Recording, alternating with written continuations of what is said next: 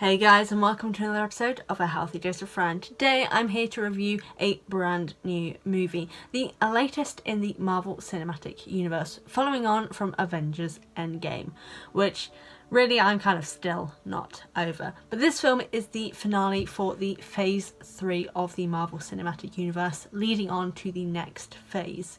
So today I'll be reviewing Spider-Man: Far From Home.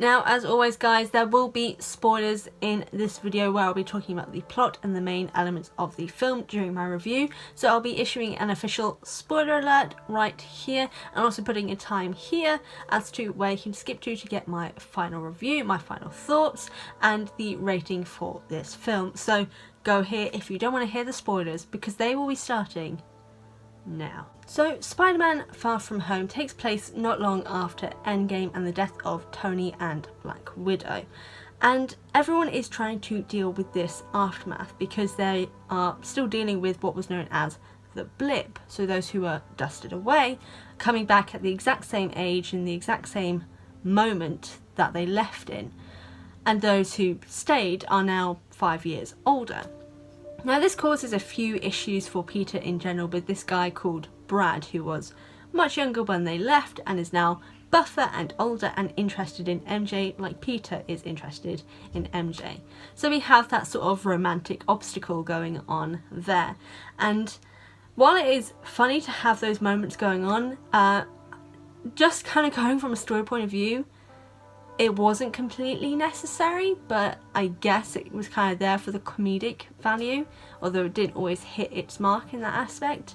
But I liked that we were able to get more, just from that alone, more study and interest with MJ. We were able to meet and get involved with her a little bit more from this and the romantic side of Peter for MJ, because firstly, I absolutely love Zendaya as MJ. I was really disappointed in Homecoming that we didn't get much interaction with her character, especially with her being the new MJ. But in this film, we get a lot more of Zendaya in this, and I actually really like that, because firstly, I've never had any interest in the previous incarnations of MJ, just because they've always been really quite dry, so to speak. They don't really have much of a character. They're often kind of a bit meek. They're kind of there to be saved. They're kind of just the object of desire more often than not. And I don't know if that's just because of in past writing, that's just kind of the way in which the romantic interests were written. But whatever the case, Zendaya's iteration is a lot more interesting. She actually firstly has a character, which, you know, is always good when you're writing characters, that they actually stand on their own. She could be a character in her own right. She's not just an object of desire. She's also funny. She's very intelligent. I think Zendaya did a really good job. Admittedly, from the past, not a lot to compete with, but I would remember a lot of what she would say.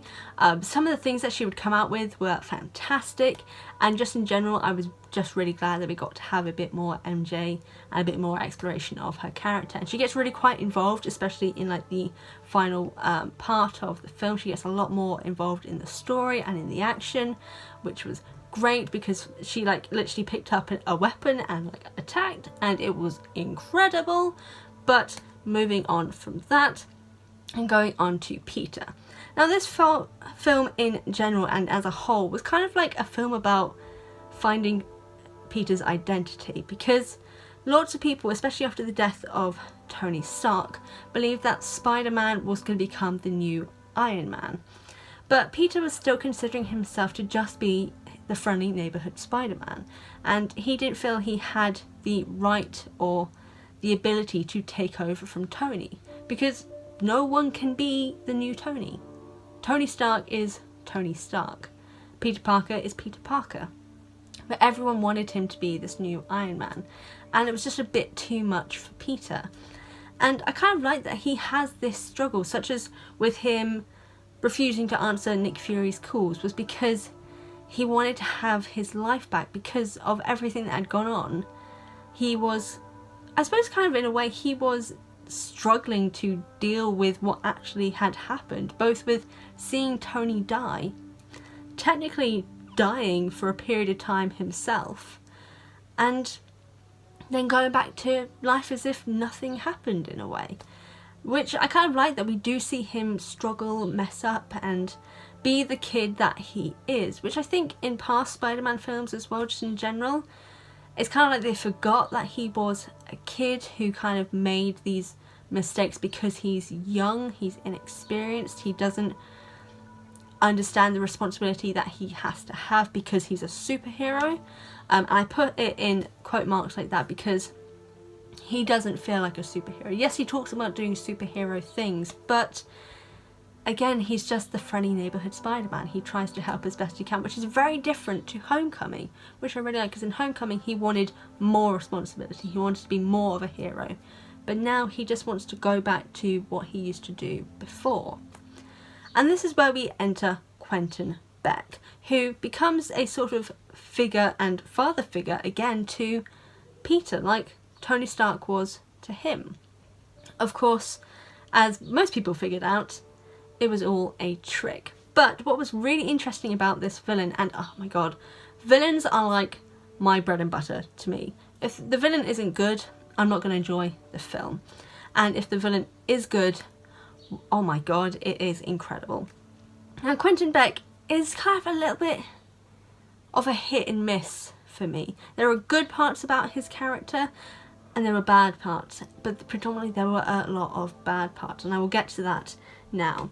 So what I like is that he was a very manipulative character, but in very subtle ways. You couldn't often tell what he was planning to do or where his actions were leading to, such as his bonding with Peter.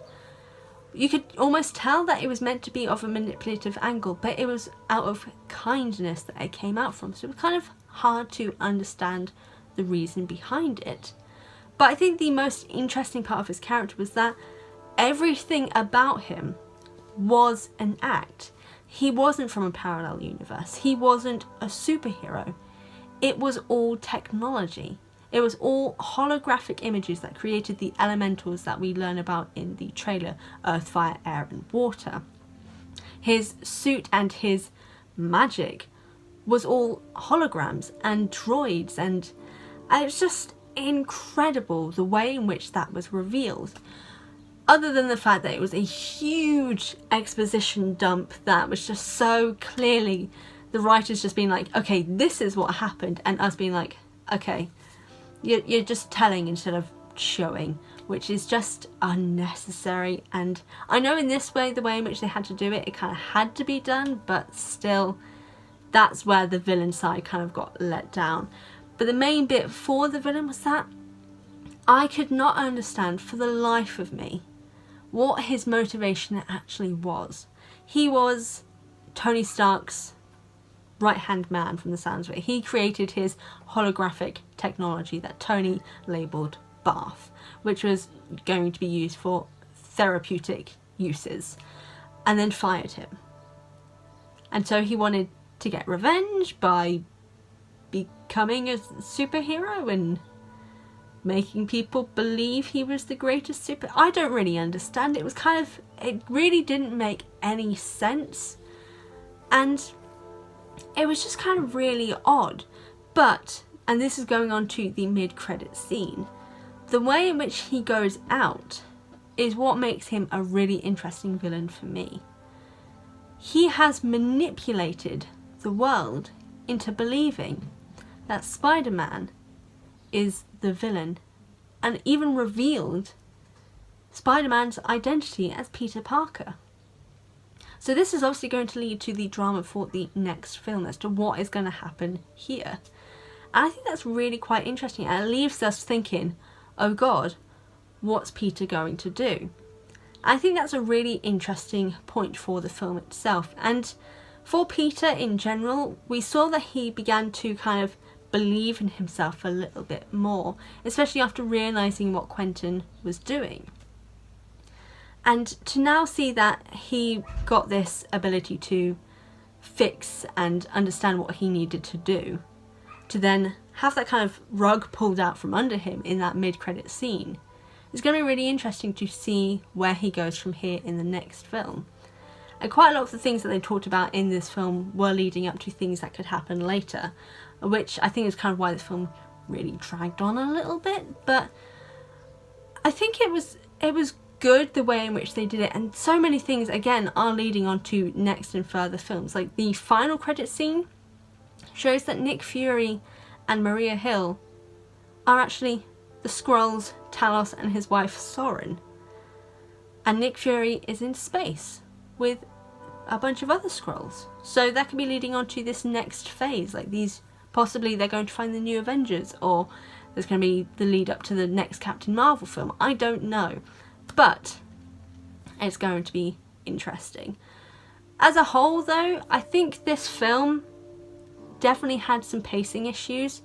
From what I mentioned to do with the romantic interest side, there's definitely kind of a lot of extra things that kind of weren't really necessary, like the rivalry with this kid Brad, who obviously grew up with interest in MJ, causing problems for Peter, but it just kind of felt a little bit flat. Some of the jokes here and there again also felt flat. Happy and Peter's Aunt May, again, not necessary, really padded out the time that you didn't need to. But other than that, I think this film really did quite well. I don't think it was as good as Homecoming, mainly because that I felt really kind of brought in Tom's Spider-Man, and the villain was definitely a lot better. But I think this will be a good start to this next phase of the Marvel Cinematic Universe, and I'm interested to see where it's going to go. Now for those guys who are coming back, my summary really of this film is that even though it wasn't perfect, it was still a good and enjoyable watch. While the villain was a bit lackluster, it ended on an interesting and almost dark note as to where it could lead to for the future films. The introduction of MJ as a more important character was great and really well done, and Zendaya pulls this off fantastically. Peter and Tom Holland were just brilliant in their role, and their showing of their confusion with their identity as the friendly neighbourhood Spider-Man and the possibility of becoming the new Iron Man. And I think that pulled it off and the tone of the film really well. But overall the pacing was a little bit iffy, and I think just in general it could have been better. But every film can always be a little bit better. So Spider-Man Far From Home, you were good but could have been better, so I will be giving you a 6 out of 10. But what do you guys think? Do you agree with me? Do you think Spider-Man Far From Home was good but could have been better, or do you think it was something else? Let me know in the comment section down below. In general guys, I want to thank you so much for watching this video. I really do appreciate it. If you go to the description box down below, you'll find the links to the trailer for this film, as well as the links to my Instagram and Patreon, where on Patreon you can get early access to any and all of my videos, as well as I say, it's what comes out in future. Here on YouTube, however, if you guys aren't already subscribed, go to the button down below or click the one popping up here on screen. If you want to check out any of my previous film reviews, the playlist will be popping up here, and then past superhero videos that I've done will be popping up here. But again, thank you so much for watching, and I'll see you guys next time.